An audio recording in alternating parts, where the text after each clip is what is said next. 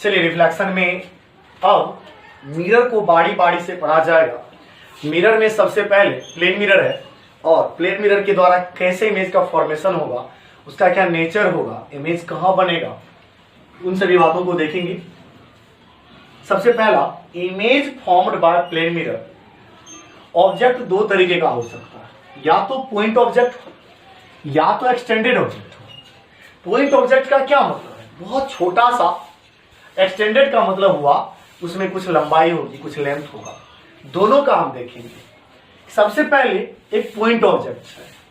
Object से light रे निकलेगी और मिरर पर इंसिडेंट होगा कुछ इस तरह, मिरर पर इंसिडेंट होगा कुछ इस तरह और वो रिफ्लेक्ट होगा। देखिए यहां पर रिफ्लेक्ट होगा और रिफ्लेक्ट कुछ इस तरीके से होगा। और दूसरा लाइट रे जब इंसिडेंट कराते हैं, इंसिडेंट कराने के बाद ये भी रिफ्लेक्ट होगा। चलिए इसको भी हम रिफ्लेक्ट करा देते हैं। तो रिफ्लेक्ट कराने के बाद ये दोनों लाइट रे को देखा जाएगा और से तो डाइवर्स करता हुआ चला जाएगा। ये डाइवर्स करता हुआ जा रहा है तो कभी भी एक दूसरे से कटेगा नहीं, मिलेगा नहीं। तो बट हम ये सोच सकते हैं कि पीछे कहीं ना कहीं कटा हो, तो कुछ इस तरीके से हम लोग डॉटर लाइन पीछे ड्रॉ करते हैं। इसको भी डॉटर लाइन ड्रॉ किया गया। जब ड्रॉ किया गया तो पता चला एक पॉइंट पर कट किया, जहां पर कट किया वहां पर इमेज का फॉर्मेशन हो चुका है। ये आपका ऑब्जेक्ट था। अब आप देखिए नेचर ऑफ इमेज में आप लिख सकते हैं कि अपीयर्स टू डाइवर्स हो रहा है, अपीयर्स हो रहा है, कटता हुआ प्रतीत हो रहा है। ये इमेज कैसा होगा, पहला नेचर वर्चुअल। और जो वर्चुअल होता है वो हमेशा इरेक्ट होता है और सेम साइज का होगा as the object, same size as the object. और पोजीशन में अगर आप दिखा सकते हैं behind, BHIND, behind the mirror. एक बात और है कि जितना डिस्टेंस सामने ऑब्जेक्ट है उतना ही पीछे वो बना होगा। आप कह सकते हैं कि इमेज, या पहले ऑब्जेक्ट डिस्टेंस भी लिखना चाहे, object distance is equal to image distance आप लिख सकते हैं। ठीक उसी तरीके से नेक्स्ट भी एक्सटेंडेड ऑब्जेक्ट का बनाया जा सकता है। दूसरा, जैसे डायग्राम हम बना रहे हैं आप भी डायग्राम ठीक उसी तरीके से बनाएंगे। एक्सटेंडेड ऑब्जेक्ट का मतलब है एक ऑब्जेक्ट ऐसा है जिसमें कुछ लेंथ होगा, इस बार जिसमें कुछ लेंथ होगा। यहां इस बार ऑब्जेक्ट में कुछ लेंथ दिखाते हैं। लीजिए कोई भी ऑब्जेक्ट हो, चाहे वो बड़ा सा टावर हो या कोई ट्री हो, कोई बिल्डिंग हो, उसके लिए आप सिंपल लाइन ड्रॉ करेंगे, सिंपल लाइन ड्रॉ करेंगे। अब एक ऑब्जेक्ट, एक रे इंसिडेंट कराते हैं मिरर पर। आप कहीं भी मिरर पर इंसिडेंट करा सकते हैं, पूरे मिरर में से कहीं भी इंसिडेंट करा सकते हैं। और रिफ्लेक्ट जैसे होगा तो जैसे ही रिफ्लेक्ट होगा कुछ इस तरह रिफ्लेक्ट हुआ। और आप तो ऐसे भी पढ़े इमेज में, एक इमेज को बनने के लिए कम से कम 2 रे इंसिडेंट कराना है। एक रे और हम भेजते हैं ताकि हो सके वो कैंसल हो, कटे, तो ये भी रिफ्लेक्ट होगा।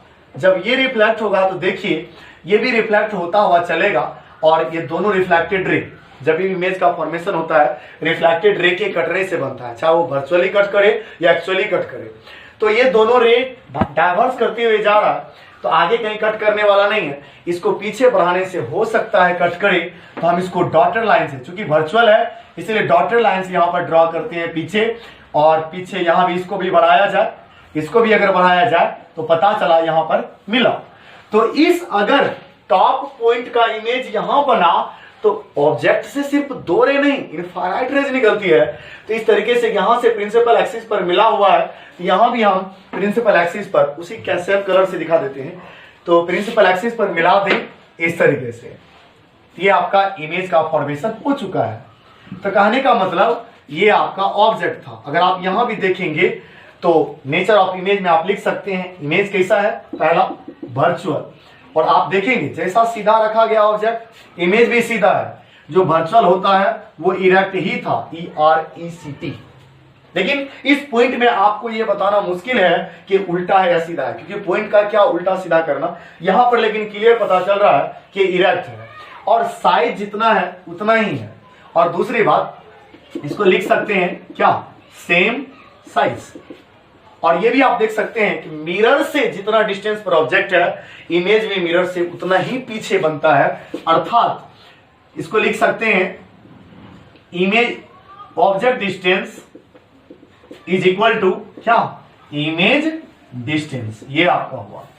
और ये इसका पोजीशन हम आपको दिखा सकते हैं या देख भी सकते हैं, बिहाइंड ऑफ द या behind the mirror, only behind the mirror. इस तरीके से ये आपका प्लेन मिरर में इमेज का फॉर्मेशन होता है। एक बार रिपीट कर देते हैं शॉर्ट में कि सबसे पहले पॉइंट लिया गया, इससे दो रे भेजे और दोनों जब डाइवर्ज हो रहा है तो पीछे बढ़ाने पर जहां कट किया वहां इमेज का फॉर्मेशन हुआ। और ये इमेज वर्चुअली कट किया है, इसलिए वर्चुअल, और वर्चुअल जो होता है वो इरेक्ट ही होता है और सेम साइज का पॉइंट है तो पॉइंट, और वो हमेशा वर्चुअल तो पीछे बनता, आप देख भी रहे हैं, और जितना डिस्टेंस पर ऑब्जेक्ट होगा उतना ही डिस्टेंस पर इमेज होगा। एक्सटेंडेड ऑब्जेक्ट के लिए प्लेन मिरर में कैसा होगा, एक्सटेंडेड का मतलब कुछ लेंथ है उसमें। अब यहां से टॉप पॉइंट से दो रे भेजा गया और रिफ्लेक्ट होने के बाद जब रिफ्लेक्ट हुआ ये भी डाइवर्स करता हुआ है। जब इसको पीछे बढ़ाया गया तो पता चला वो कट किया, वर्चुअली कट किया और टॉप का इमेज बना। टॉप से अगर ऑब्जेक्ट प्रिंसिपल एक्सिस तक है तो टॉप से भी इमेज क्या होगा, प्रिंसिपल एक्सिस तक होगा, क्योंकि एक पॉइंट से या एक ऑब्जेक्ट से मात्र दो रे नहीं, ये तो इमेज बनाने के लिए खींचा गया है, एक ऑब्जेक्ट से इनफाइनाइट रेज निकलती है। इस तरीके से पूरा इमेज का फॉर्मेशन होता है। स्पष्ट क्लियर है कि वर्चुअल है, इरेक्ट है with respect to the object, same size as the object, जितना इसका हाइट होगा उतना ही हाइट होगा, और object distance image distance equal होगा। ये डिस्टेंस इमेज डिस्टेंस मिरर से डिस्टेंस ऑब्जेक्ट का जितना उतना ही पीछे होगा, और दूसरा बिहाइंड द मिरर, जो भी आपका वर्चुअल होता है वो बिहाइंड ही होता है। कृपया आप इसको अपने से अच्छे से ड्रॉ करेंगे जिसे ड्रॉ किया गया है। इस बात का हमेशा ध्यान रखेंगे, ये रे जब पीछे बढ़ाते हैं तो एकदम स्ट्रेट होना चाहिए, बिल्कुल सीधा। इसमें भी रे बिल्कुल स्ट्रेट होना चाहिए, ऐसा नहीं कि मुड़ जाके कैसे भी जबरदस्ती मिला दे, ऐसा बिल्कुल नहीं करना है। अच्छे से बनाएंगे, इसको बार बार रिवाइज करने का जरूरत है, 3 बार 4 बार रिवाइज करिए जब तक अपने से बनने नहीं लगे। और ये image formation by plane mirror था, एक पॉइंट ऑब्जेक्ट, दूसरा एक्सटेंडेड ऑब्जेक्ट। बाकी अगले क्लास में हम लोग देखेंगे। Thank you.